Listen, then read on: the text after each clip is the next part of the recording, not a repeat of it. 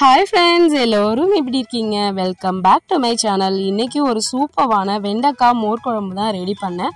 அதுக்கு தேவையான வெண்டைக்காவை நல்லா வாஷ் பண்ணி இந்த சைஸ்க்கு கட் பண்ணி எடுத்துக்கிட்டேன். அது கடாயில் தேவையான அளவு எண்ணெய் விட்டு கொஞ்சமாக உப்பு சேர்த்துக்கிட்டு அந்த வெண்டைக்காவை கொஞ்சம் நல்லா வணக்கி எடுத்துக்கணும். வெண்டைக்காய் வந்து கொஞ்சம் நல்லா வெந்துடணும்.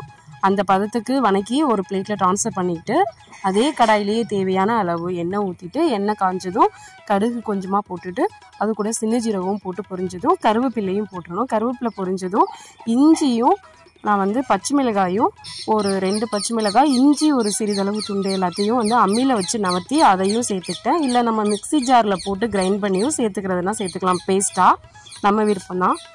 இது கூட கொஞ்சமாக பெருங்காயத்தூள் வந்து ஆட் பண்ணிக்கிட்டேன் செரிமானத்துக்காக. நெக்ஸ்ட் வந்து வதக்கி வச்சுருந்த வெண்டைக்காவை வந்து இதில் ஆட் பண்ணிட்டேன்.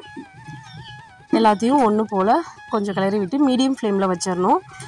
இது கூட வந்து மஞ்சத்தூள் தேவையான அளவு சேர்த்துக்கணும், கொஞ்சம் சிறிதளவு மஞ்சத்தூள். எல்லாம் வெண்டைக்காய் கூட ஒன்று சேர்ந்தாப்புல நல்லா கிளறி விட்டுட்டு நம்ம வந்து 1 கப் வந்து புளிக்காத மோர் எடுத்துக்கணும்.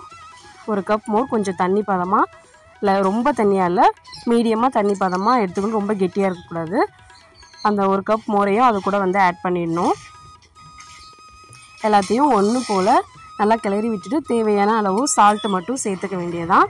ரொம்ப கொதிக்க விடக்கூடாது, தலைப்புலன்னு கொதிக்காமல் மீடியம் ஃப்ளேமில் தான் இருக்கணும். கொத்தமல்லி தழை ஆட் பண்ணிட்டா இன்னும் வாசனையாக சூப்பராக இருக்கும். இந்த மாதிரி சைடில் நுரை பொங்கி வரும், நடுவில் கொதிக்காமல் வெளிப்பக்கம் மட்டும் லைட்டாக நுரை ததும்பி வரும்போது ஆஃப் பண்ணிடணும்.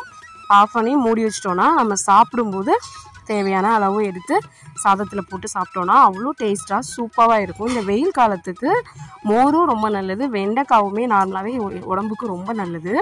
ரெண்டையும் சேர்த்து ஒரே டிஷ்ஷாக நம்ம எடுத்துக்கும் போது ரொம்ப டேஸ்டியாக சூப்பராக இருக்கும். வெண்டைக்காய் மோர் குழம்பு எனக்குலாம் ரொம்ப பிடிக்கும். கண்டிப்பாக உங்களுக்கும் பிடிச்சிருந்தா இது மாதிரி ட்ரை பண்ணி பாருங்கள். இந்த வெயில் டைமுக்கு சாப்பிட்றதுக்கு ரொம்ப நல்லாவே இருக்கும் மோர் குழம்பு. இது இன்னொரு மெத்தட்லையும் செய்யலாம்.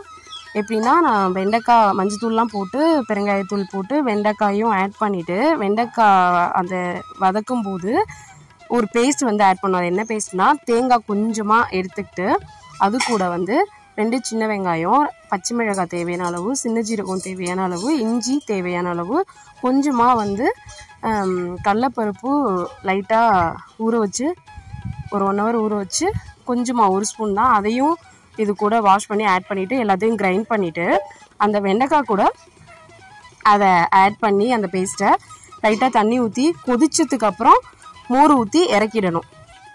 இதுதான் இன்னொரு மெத்தட். கண்டிப்பாக நான் இன்னொரு மெத்தட் அடுத்த டைம் செய்யும்போது ரெசிபி வந்து ஷேர் பண்ணுறேன். இது வந்து டக்குன்னு செய்யலாம், எந்த ஒரு இதுவும் இல்லாமல், எந்த பேஸ்ட்டும் ரெடி பண்ணாமல் டக்குன்னு சிம்பிளாக செய்யணுன்னா இந்த மெத்தடில் நம்ம செஞ்சுக்கலாம்.